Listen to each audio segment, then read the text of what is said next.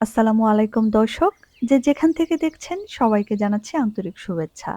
আজ আমি আপনাদের সাথে শেয়ার করব দারুণ মজার নরম তুলতুলে মুরব্বা পাউরুটি। এই পাউরুটিটি চুলায় তৈরি করার পরেও 100% ওভেনের মতো কালার আসবে, আর খেতেও হবে একদম দোকানের মতো। তাই রেসিপিটি পারফেক্টভাবে তৈরি করতে হলে সম্পূর্ণ ভিডিওটি মনোযোগ সহকারে দেখার অনুরোধ জানাচ্ছি, কারণ ভিডিওর মধ্যে আমি অনেক ইম্পর্টেন্ট টিপস শেয়ার করেছি। চলুন তাহলে রেসিপিটি দেখে আসি। মুরাব্বা পাউরুটি করার জন্য প্রথমে নিয়ে নিচ্ছি 2 কাপ ময়দা। চাইলে আটা দিয়েও তৈরি করা যাবে, তবে ময়দা দিয়ে রেজাল্ট ভালো আসে। নিয়ে নিচ্ছি 1 চা চামচ ইনস্ট্যান্ট ইস্ট, হাফ চা চামচ বেকিং পাউডার। ইস্ট আর বেকিং পাউডার একসাথে ইউজ করলে পাউরুটি বেশি সফট হয়। যেহেতু আমি মিষ্টি পাউরুটি তৈরি করব, তাই নিয়ে নিচ্ছি 4 টেবিল চামচ চিনি। মিষ্টিটা আপনারা আপনাদের স্বাদ মতো বাড়িয়ে বা কমিয়ে নিতে পারেন। দিয়ে দেব হাফ চা চামচ লবণ। এখন সবকিছু একসাথে ভালোভাবে মিশিয়ে নিয়ে দিয়ে দেব 1/4 কাপ সানফ্লাওয়ার অয়েল। চাইলে এখানে গলানো বাটার বা ঘিটাও ইউজ করা যাবে।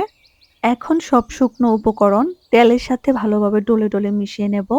মিশিয়ে নেওয়া হয়ে গেলে 1 কাপ উষ্ণ গরম দুধ দিয়ে একটা নরম ধরনের ডো তৈরি করে নেব। একটা আঙ্গুল চুপে সহ্য করা যাবে, দুধটা এরকম গরম হতে হবে। যেহেতু ডোটা একটু নরম হবে, তাই প্রথমে মাখাতে একটু কষ্ট হবে। কষ্ট করে সময় নিয়ে কাজটা একটু ধৈর্য সহকারে করতে হবে। কিছুক্ষণ এভাবে মাখিয়ে নিয়ে হাতটা ক্লিন করে এসে হাতে সামান্য তেল লাগিয়ে 5 থেকে 6 মিনিট মথে নিতে হবে। এতে করে মাখাতে সুবিধা হবে। পাউরুটির ডো যত ভালোভাবে মাখানো হবে, পাউরুটিটা তত সফট হবে।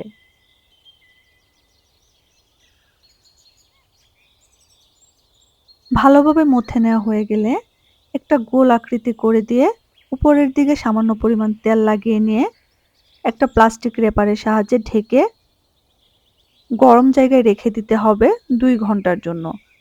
আপনারা চাইলে ঢাকনা দিয়েও ঢেকে রাখতে পারেন, তবে খেয়াল রাখতে হবে যেন ভেতরে বাতাস প্রবেশ না করে। 2 ঘন্টা পর আমাদের ডোটা ফুলে ডাবল হয়ে গিয়েছে। এখন এর ভেতর থেকে বাতাসটা চেপে চেপে বের করে নেব। বাতাসটা বের করে নিয়ে আমি আরো কিছুক্ষণ মথে নেব। এতে করে পাউরুটিটা আরো সফট হবে। ভালোভাবে মথে নেওয়া হয়ে গেলে এখন ডোটাকে আমি একটা বোর্ডের মধ্যে ট্রান্সফার করে নেব।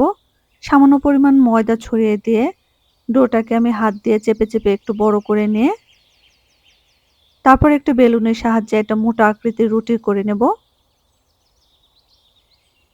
এখন 2 দিক থেকে রুটিটাকে একটু ভাঁজ দিয়ে নিয়ে হাত দিয়ে চেপে চেপে সমান করে নেব। যেহেতু আজকে আমি মোরব্বা পাউরুটি তৈরি করব, তাই আমি নিয়ে নিয়েছি কিছু মোরব্বা এবং কিশমিশ। প্রথমে রুটির এক সাইডে দিয়ে দেব কিছু কুচি করা মোরব্বা এবং কিশমিশ। মোরব্বা এবং কিশমিশ দেওয়া হয়ে গেলে রুটিটাকে ধরে মোরব্বা এবং কিশমিশটা ঢেকে দিয়ে রুটিটা ফোল্ড করে নেব। এখন আবারও দিয়ে দেব কিছু কিশমিশ এবং মোরব্বা। এখন আবারও রুটিটাকে ফোল্ড করে নেব। এভাবে সম্পূর্ণ রুটিটাকে আমি কিশমিশ এবং মোরব্বা দিয়ে দিয়ে ফোল্ড করে নেব। এতে করে সম্পূর্ণ রুটির মধ্যে সমানভাবে কিশমিশ এবং মোরব্বা ছড়িয়ে থাকবে।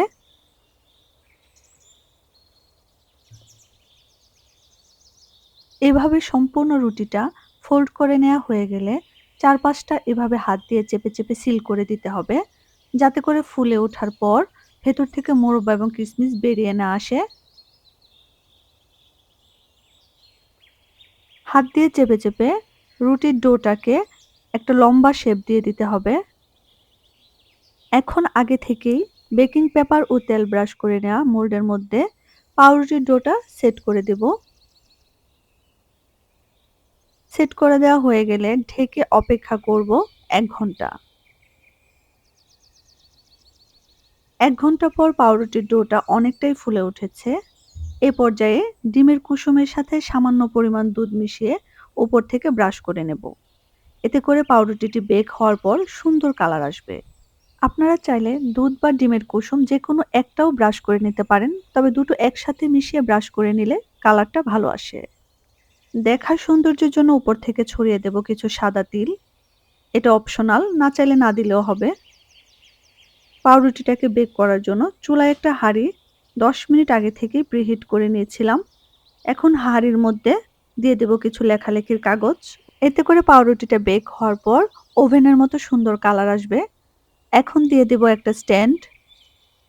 এখন স্ট্যান্ডের উপর পাউরুটির ডোটা বসিয়ে দিয়ে চুলার তাপমাত্রা লোতে দিয়ে ৩০ মিনিট বেক করব।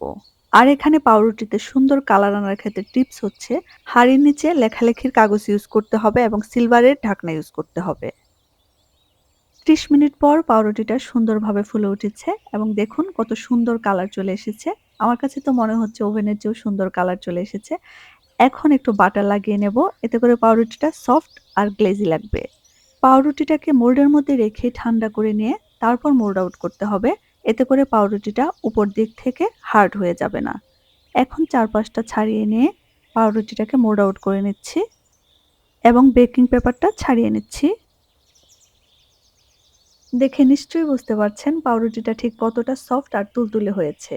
আর রেসিপি ফলো করে যদি সঠিকভাবে ট্রাই করেন তবে আপনাদের পাউরুটিটাও এরকম সফট হবে ইনশাল্লাহ। আপনাদের সুবিধার্থে আমি পাউরুটিটাকে কেটে দেখিয়ে দিচ্ছি যে এটা ভেতর থেকে ঠিক কতটা পারফেক্ট হয়েছে। আসলে পাউরুটিটা এতটাই তুলতুলে হয়েছে যে আমার ধরে কাটতেও প্রবলেম হচ্ছিল। পাউরুটিটা ভেতর থেকে যথেষ্ট পারফেক্ট হয়েছে এবং প্রত্যেকটা পিসের মধ্যে মুরব্বা এবং কিশমিশ সমানভাবে ছড়িয়ে রয়েছে। আর খেতেও কিন্তু হয়েছে মাশাআল্লাহ একদম দোকানের মতো। তো সুন্দর আর পারফেক্ট পাউরুটি যদি ঘরেই তৈরি করা যায় তবে দোকান থেকে কিনে আনার কোনো মানে হয় না। আশা করছি আজকের রেসিপি সবার ভালো লেগেছে। আর রেসিপি ভালো লাগলে প্লিজ আমার চ্যানেলটা সাবস্ক্রাইব করবেন, লাইক এবং কমেন্ট করে আমাকে সাপোর্ট করবেন। সবাই ভালো থাকবেন, সুস্থ থাকবেন। আসসালামু আলাইকুম।